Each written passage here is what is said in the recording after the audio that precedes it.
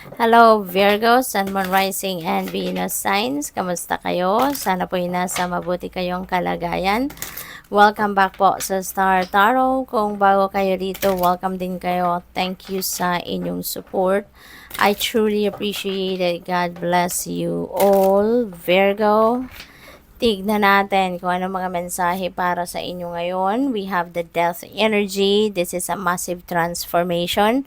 Virgo, meron ditong malaking pagbabago na maaring maganap sa buhay ninyo. And this is something na, alam mo yun, this is the end of a cycle, no? Sa ibang sitwasyon ninyo sa buhay, this is the end of an era. Meron ditong sitwasyon na you're going to put to a close at magsisimula kayo ng bagong yugto. You are going to start something new rito. So which is really good kasi meron mga bagong opportunities that are coming your way. We have justice energy. Yan. So you are getting what you deserve. No? You're getting what you deserve. Meron karma rito. No? Virgo. Karma. This is something na marireceive ninyo sa ngayon na yun ang deserve ninyo, yun ang para sa'yo, yun ang nakatakda para sa'yo, okay? Maaari din na magkakaroon din kayo ng kalinawan sa inyong isipan sa ngayon. Virgo, meron ditong clarity of mind, clarity of thought coming your way. So, magiging mas maayos na din ang galawan ninyo ngayon, mas magiging maayos din ang takbo ng buhay ninyo sa ngayon kasi mas malinaw na sa isip ninyo ang mga pinaglalaban ninyo or mas malinaw na sa isip ninyo yung path na tatahakin ninyo. Two of Swords. Ayan. So, meron kayong difficult choice na kailangan gawin. So, mamimili kayo rito, no? At parehas na choices dito maaaring mahirap, no, para sa inyo na mamili para between those choices, no? So maaaring ayaw muna ninyo ngayon magdesisyon, no? So ngayon parang nakatakip yung mata, nakapiring kasi parang teka lang muna, naguguluhan ako, gusto ko munang mag-isip, no? Parang ganon.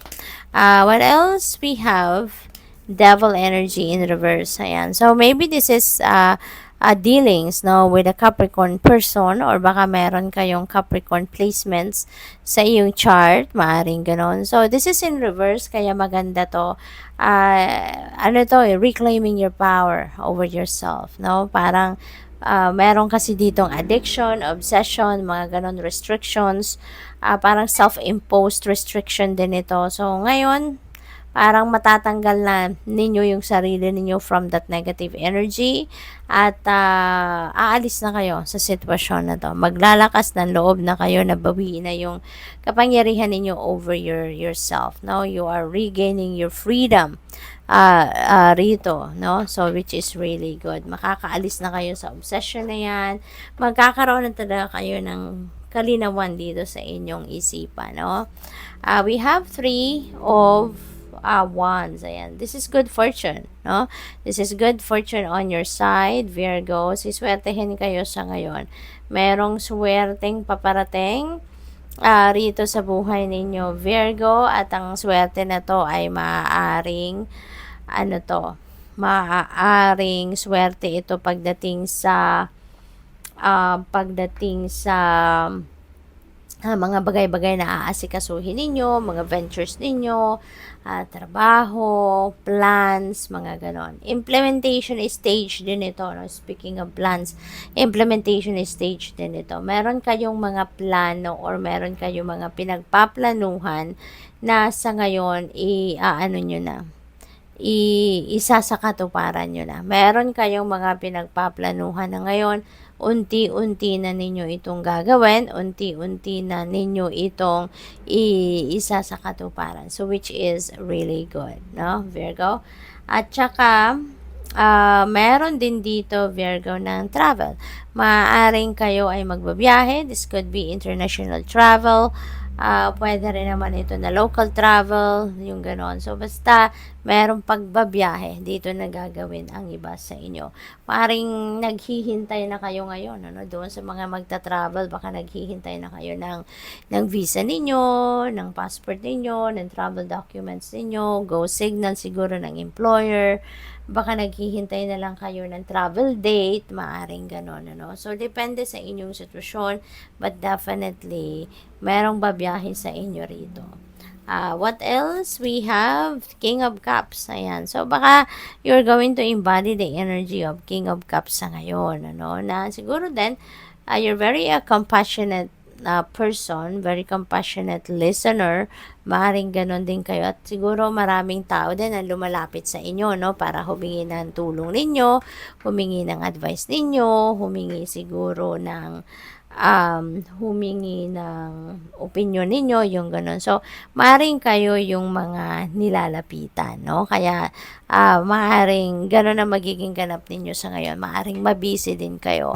At, siguro nakakadagdag pa yan sa kalituhan, na nangyayari sa inyo, yung nakikinig kayo sa mga problema ng iba. Kasi maaaring kumakapit, sa energy field ninyo, yung energy ng negative energy ng mga nakakausap ninyo. Kaya pati kayo namumroblema sa problema nila.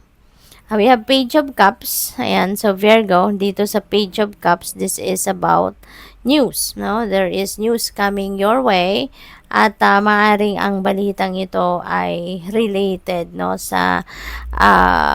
related sa inyong freshness, related sa siguro invitasyon, maaring related sa baka meron kasi ditong na-pick up ko rito, baka merong mga mag-iimbita sa inyo, mga kaibigan, mga ganon. At doon sa imbitasyon na yon, doon sa sitwasyon na pupuntahan ninyo, baka pagdating sa love life ito, doon sa mga wala pang love life, baka merong ipapakilala sa inyo.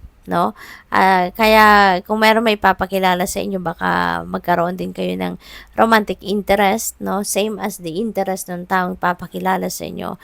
Baka parehas kayo may romantic interest sa bawat isa, kaya maybe ito na yung freshness na ito, na baka magsisimula ito ng magkakaroon ng spark, diba? May romantic spark between the two of you, so maaring ganon. Pwede rin na ang invitation na to is just party, gusto lang talaga siguro na mag-iimbita sa inyo na nandoon ka, makisaya ka, makipag-catch up ka sa kanila, yung ganon. We have Four of Swords, ayan. So, exhausted kayo, Virgo? Pagod kayo rito.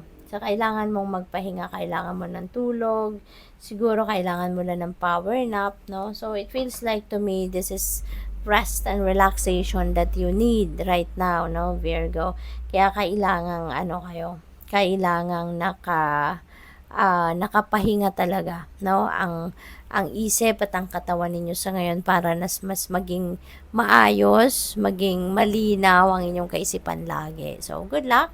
Thank you for watching. Love and light. Namaste.